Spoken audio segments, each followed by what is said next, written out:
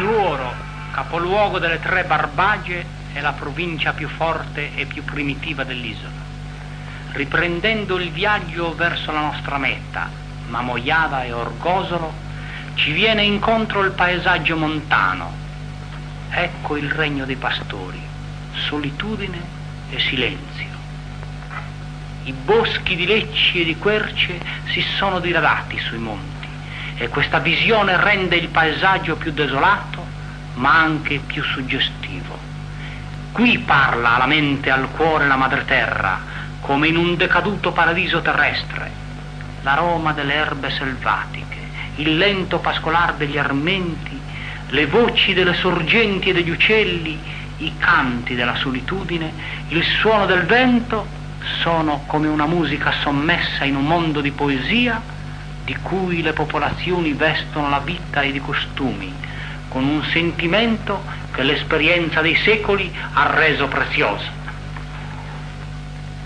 Musicalmente, mentre nel il concordo di Sassari, si riflette la morbidezza della natura calcarea, densa di pingui, uliveti e di orti gentili, e nelle voci, specie nella metavozzi, si notano chiari l'accento chiesastico e il vibrato teatrale di una civiltà matura, penetrando invece nella regione granitica, aspra e boscosa delle Barbagie, troviamo con gli esempi del su Ussertu, il concerto di Mamoiada, e del su tenore, il core di Orgosolo, il temperamento vocale melismatico e tagliente dei primitivi popoli, che potremmo dire autoctoni. Nel partimento vocale dell'Ussertu di Mamoiada prevalgono, dopo la stesura tonale, accurata e nostalgica de Saoghe, il singolare rombo metallico e avviluppante del subbasso e gli scoppi orgiastici de Samesuoghe, la decima dell'accordo. Il modo di questa voce di notte, boghe e notte, è quello rapsodico, comune alle zone montane dell'isola nelle recitazioni delle canzoni, dove la cesura, per il respiro del rapsodo, è segnata dall'intervento delle tre voci d'armonia, basso, contra e mesuoghe. Come nelle launeddas la canna del basso su tumbu, così tanto in su Ussertu di Mamoiada quanto in su tenore di Orgosolo il basso rombante non consente mutamento di tonalità. Quella in la bemolle maggiore, questa in la maggiore.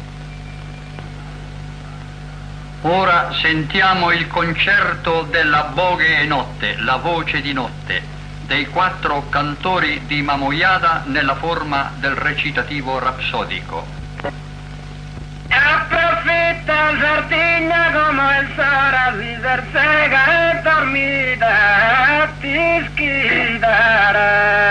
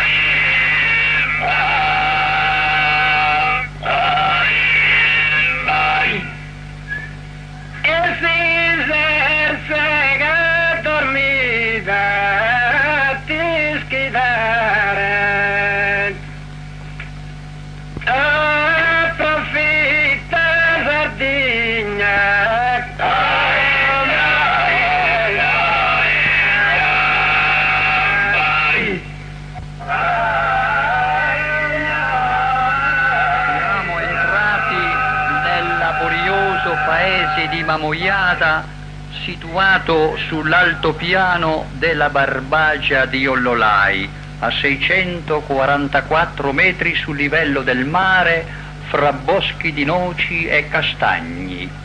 e vi incontriamo i 4 cantori che tra poco ascolteremo mentre intonano Boghe a Muttos. Ehi te buzzone che fa che solino tutta a cambarte feno.